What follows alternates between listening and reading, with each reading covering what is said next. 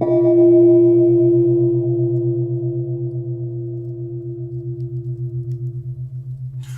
maître, dit la voix grondante du lion, as-tu passé toute la nuit ainsi ? Bastien se redressa et se frotta les yeux. Il était assis entre les pattes du lion. La large face de l'animal était tournée vers lui. Il y avait de l'étonnement dans le regard de Graugramman. Son pelage était toujours aussi noir que le bloc de pierre sur lequel il était assis. Mais ses yeux étincelaient. Les lampes de la grotte étaient à nouveau allumées. « Oh !» bégaya Bastien, je pensais que tu étais pétrifié. »« Je l'étais, » répondit le lion. « Je meurs chaque jour quand la nuit tombe, et je m'éveille à nouveau chaque matin. »« Je croyais que c'était pour toujours, » expliqua Bastien. « C'est chaque fois pour toujours, » répliqua Graugramman de façon sibylline. Il se leva, s'étira, et se mit à aller et venir dans la grotte comme le font les lions. Son pelage couleur de flamme brillait d'un éclat de plus en plus vif sur les dalles multicolores. Soudain il s'arrêta de courir et regarda le jeune garçon. « As-tu versé des larmes pour moi ?» Bastien hocha la tête en silence. « Dans ce cas, dit le lion, tu es non seulement le seul à avoir dormi entre les pattes de la mort multicolore, mais aussi le seul à avoir pleuré sa mort. » Bastien regarda le lion qui s'était remis à aller et venir, et demanda doucement. « Tu es toujours seul ?» Le lion s'arrêta à nouveau, mais cette fois sans regarder Bastien. Détournant la tête, il répéta de sa voix grondante. « Seul !» Le mot résonna dans la grotte. « Le désert est mon royaume. Il est aussi mon œuvre. Où que je me tourne, tout autour de moi doit se transformer en désert. Je le porte avec moi. Je suis fait d'un feu meurtrier. Comment pourrais-je être voué à autre chose qu'à la solitude perpétuelle ?» Bastien se tut, bouleversé. « C'est toi, maître, » poursuivit le lion, s'approchant du jeune garçon et le regardant dans les yeux, le regard étincelant. « C'est toi, toi qui portes l'insigne de la petite impératrice, qui peut me donner la réponse. Pourquoi faut-il que je meure quand la nuit tombe ? Afin que dans le désert des couleurs puisse pousser Perlin, le bois de la nuit. »« Perlin ?» répondit le lion. « Qu'est-ce que c'est ?» Alors Bastien lui parla de la jungle prodigieuse composée de lumières vivantes, tandis que Graugramman l'écoutait, immobile et stupéfait. Il lui dépeignit la multiplicité et la splendeur des plantes luminescentes et phosphorescentes qui se multipliaient d'elles-mêmes. Il découvrit leur croissance constante et silencieuse, leur beauté, leur taille fantastique. Il s'enthousiasmait de plus en plus au fur et à mesure qu'il parlait, et les yeux de Graugramman brillaient d'un éclat de plus en plus vif. « Et tout cela, conclut Bastien, ne peut exister que pendant que tu es pétrifié. Mais le bois de Perlin se dévorerait, et s'asphyxierait lui-même s'il ne mourait pas, et ne retombait pas en poussière chaque fois que tu t'éveilles. Perlin et toi, Graugramman, vous êtes liés. » Graugramman resta un long moment silencieux. « Maître, dit-il finalement, je vois à présent que ma mort suscite la vie, et ma vie la mort. Tout est bien ainsi. Maintenant je comprends le sens de mon existence. Je te remercie. » Il gagna d'un pas lent et solennel le coin le plus sombre de la grotte. Bastien ne pouvait pas voir ce qu'il y faisait, mais il entendit un cliquetis métallique. Quand Graugramman revint, il porta dans la gueule un objet qu'il déposa aux pieds de Bastien en inclinant très bas la tête. C'était une épée. Elle n'était pas précisément belle d'aspect. Le fourreau métallique qui la protégeait était rouillé, et sa poignée rappelait presque celle d'un sabre d'enfant taillé dans un vieux morceau de bois. « Est-ce que tu peux lui donner un nom ?» demanda Graugramman. Bastien réfléchit à sa question. « Sikanda, dit-il. Au même moment, l'épée jaillit de son fourreau et vola littéralement dans sa main. Il vit alors que la lame était faite d'une lumière si brillante qu'on pouvait à peine la regarder. Elle possédait 2 tranchants et ne pesait pas plus qu'une plume dans sa main. « Cette épée, dit Graograman, t'était destinée depuis toujours, car le seul qui puisse la toucher doit avoir chevauché mon dos, avoir mangé et bu de mon feu, et s'y être baigné comme tu l'as fait. Mais c'est seulement parce que tu as pu lui donner son nom exact qu'elle t'appartient. »« Sikanda, murmura Bastien, considérant avec ravissement la lame lumineuse tandis qu'il faisait décrire à l'épée de lents cercles dans l'air. C'est une épée magique, n'est-ce pas ? Acier ou pierre, répondit Graograman, il n'y a rien au pays fantastique qui lui résiste. Mais tu ne dois jamais la forcer. C'est seulement quand elle saute d'elle-même dans ta main comme elle vient de le faire que tu peux t'en servir. Quelque danger qui te menace. Elle guidera ta main et fera de son propre chef ce qu'il y a lieu de faire. Mais si tu la tires de son fourreau, tu seras à l'origine d'un grand malheur, pour toi-même et pour le pays fantastique.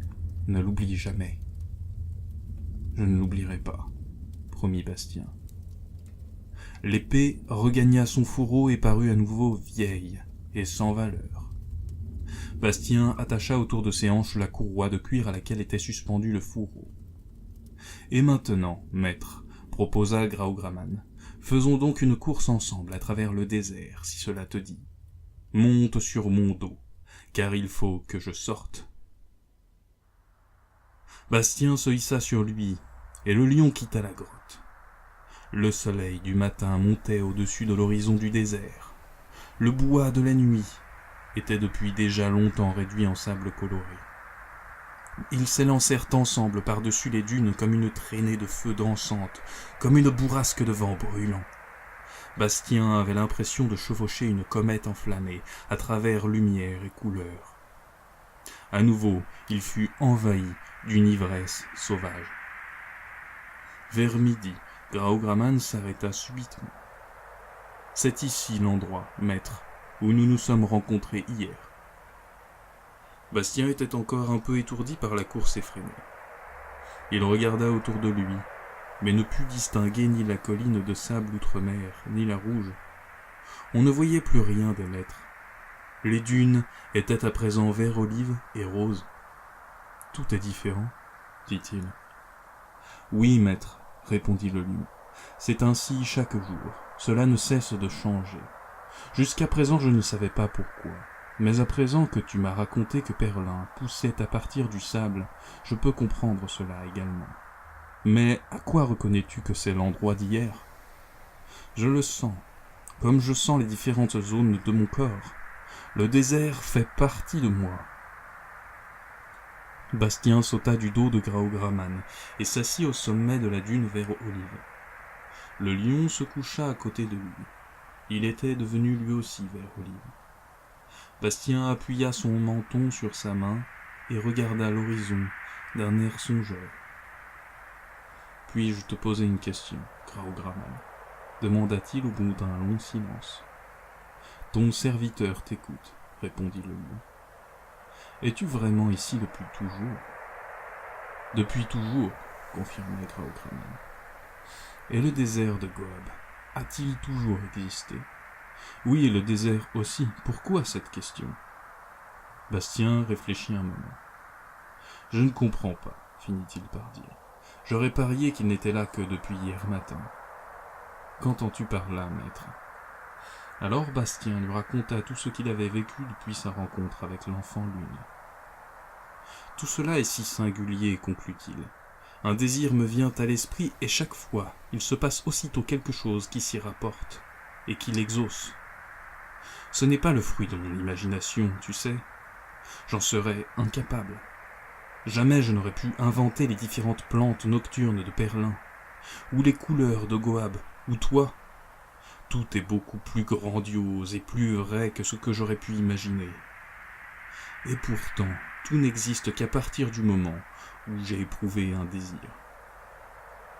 Cela tient au fait que tu portes Aurine, le miroitant, dit le lion. C'est autre chose que je ne comprends pas, tenta d'expliquer Bastien. Est-ce que tout n'existe qu'à partir du moment où j'ai éprouvé un désir? Ou bien est-ce que les choses existaient déjà avant, et que je me contente en quelque sorte de les deviner? Les deux, répondit Graugramman. Mais comment est-ce possible? S'écria Bastien presque impatiemment. Tu te trouves pourtant ici, dans le désert des couleurs, depuis Dieu sait combien de temps. La chambre de ton palais attendait ma venue depuis toujours. L'épée Sikanda m'était destinée, de toute éternité. Tu l'as dit toi-même. C'est vrai, maître.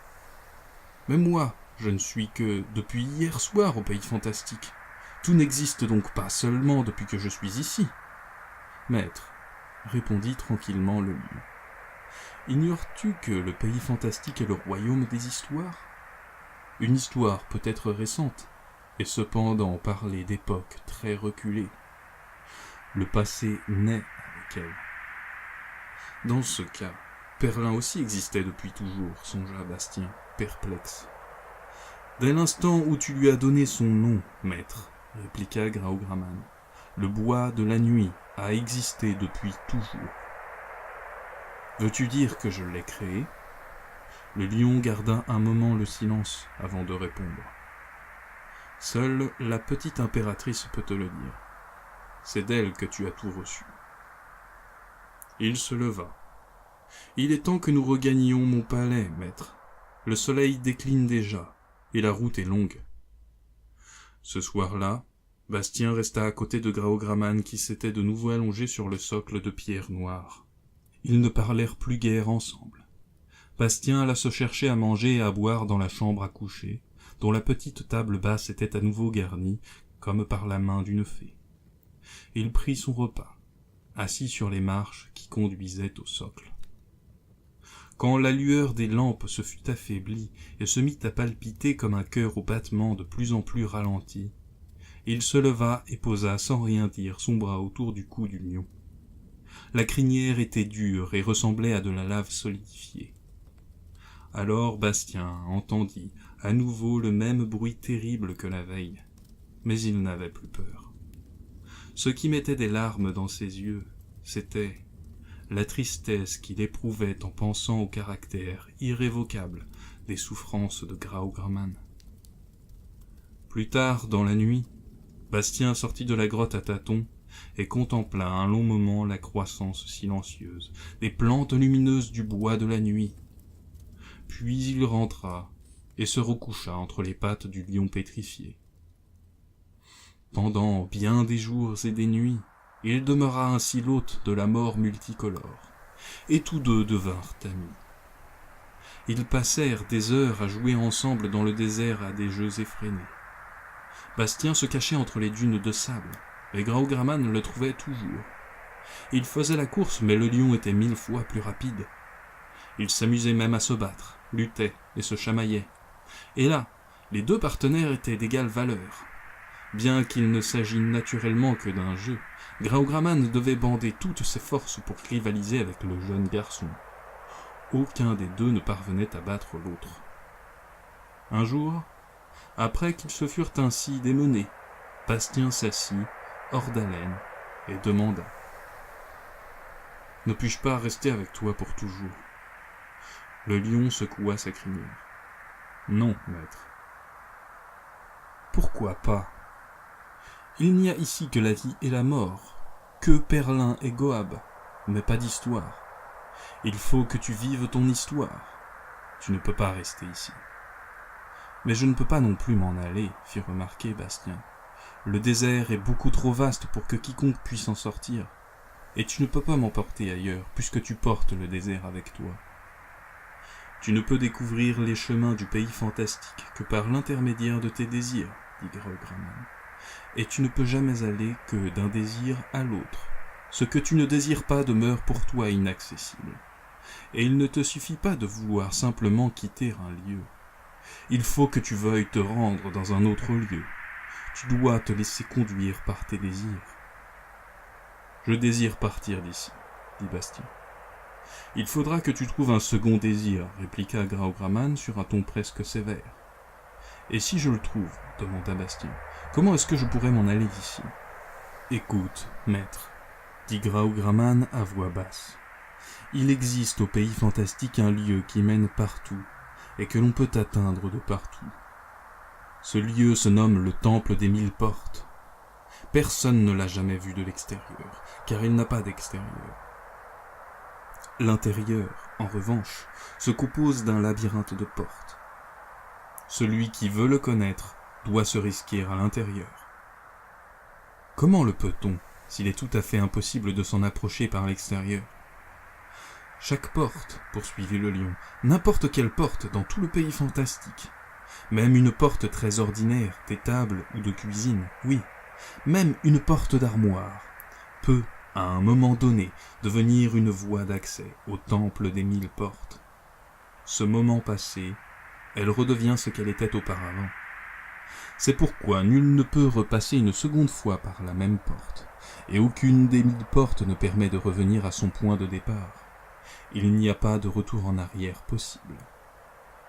Mais une fois qu'on est à l'intérieur, demanda Bastien, est-ce qu'on peut ressortir? Oui, répondit le lion. Mais ce n'est pas tout à fait aussi facile que dans le cas d'un bâtiment ordinaire.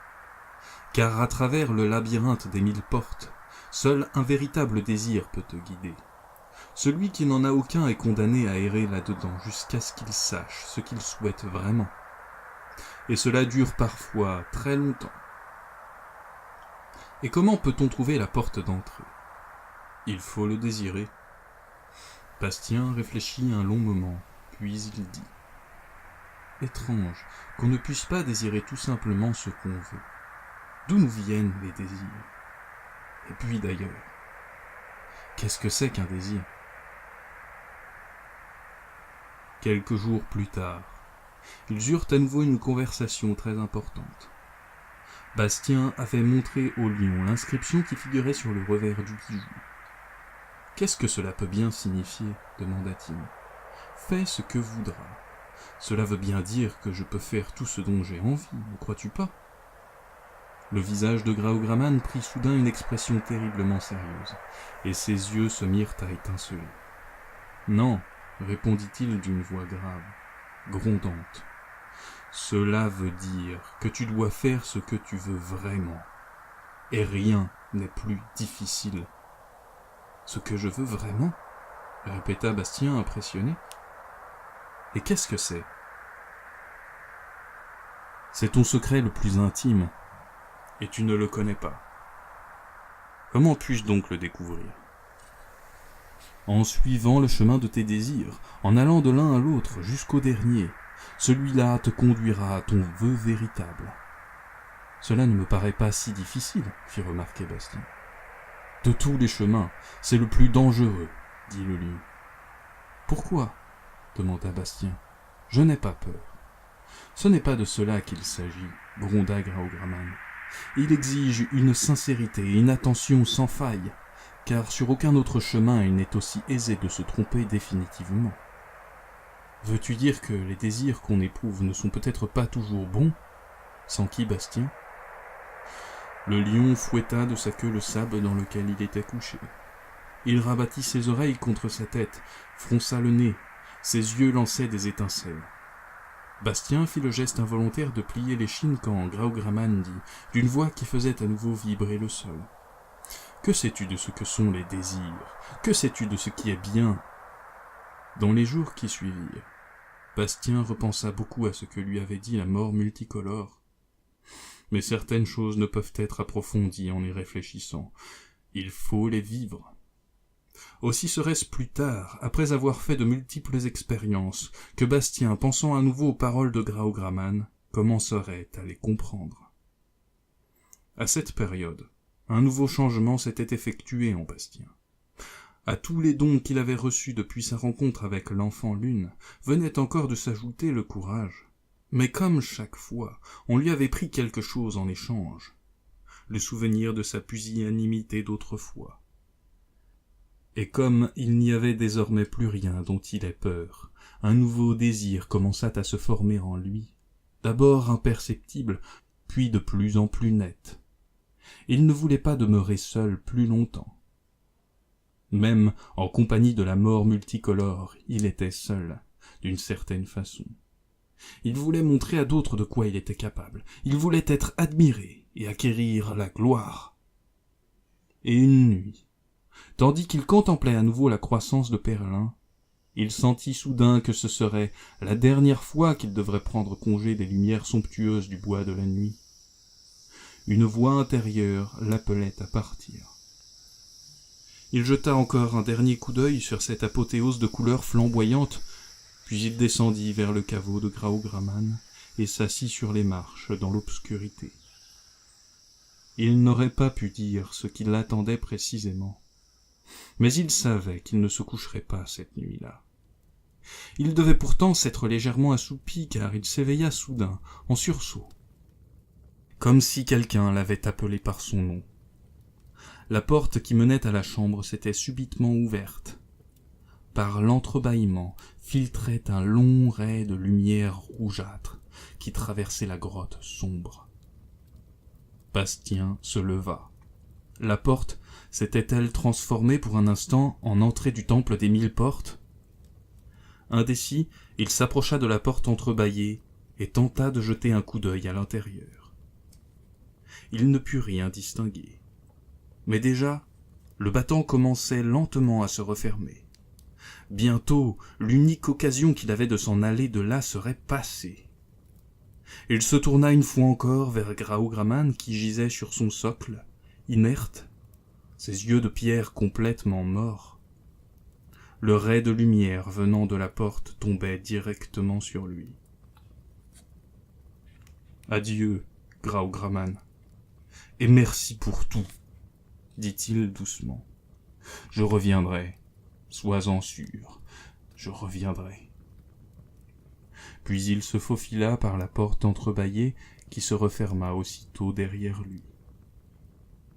Bastien ne savait pas qu'il ne tiendrait pas sa promesse. Ce serait seulement beaucoup plus tard que quelqu'un viendrait, en son nom, faire honneur à son engagement. Mais cela est une autre histoire qui sera contée une autre fois.